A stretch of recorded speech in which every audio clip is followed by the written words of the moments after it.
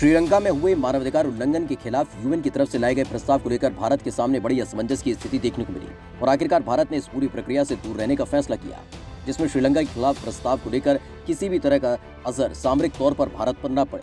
आज अपने इस वीडियो में हम श्रीलंका पर लाए गए प्रस्ताव और उस पर भारत के साथ साथ दूसरे देशों की स्थिति के बारे में बताने जा रहे हैं। बस आप बने रहिए वीडियो के आखिर तक। श्रीलंका के खिलाफ प्रस्ताव से भारत ने कर लिया किनारा।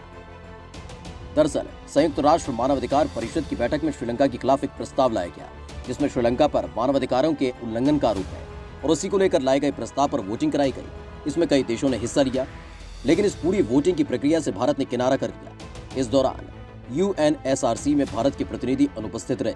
दरअसल इस प्रस्ताव में जाफना में लिट्टे के खिलाफ अभियान के दौरान श्रीलंकाई सेना पर मानवाधिकारों का उल्लंघन करने और बड़ी तादाद में तमिल लोगों पर अत्याचार करने के आरोप लगाए गए थे। इस प्रस्ताव के दौरान भारत के सामने बड़ी मुश्किल आकर खड़ी हो गई थी कि श्रीलंका के खिलाफ जिन लोगों पर अत्याचार करने को लेकर प्रस्ताव लाया गया था वो भारत की मूल आबादी का एक बड़ा हिस्सा है और दक्षिण भारतीय राजनीति के केंद्र में वो मुद्दा दशकों से गरमाया रहा है। तमिल मूल के लोगों पर अत्याचार के मामले पर श्रीलंका घिरा हुआ है।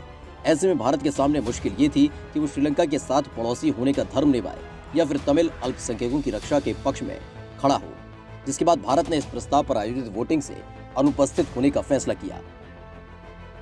श्रीलंका ने भारत से मांगा था प्रस्ताव पर समर्थन। दरअसल यूएन में लाए गए प्रस्ताव को लेकर श्रीलंका ने कई देशों के साथ साथ भारत से भी समर्थन मांगा था और इस प्रस्ताव के खिलाफ वोटिंग करने की मांग की थी। श्रीलंका इस प्रस्ताव पर भारत का साथ चाहता था। इसके लिए वहां के राष्ट्रपति गोटबाया राजपक्षे ने भारतीय प्रधानमंत्री नरेंद्र मोदी से फोन पर बात तक की थी। बताया जा रहा है दोनों ही तरफ अपने ही लोग होने की वजह से भारत ने इस प्रस्ताव पर वोटिंग नहीं करने का फैसला किया।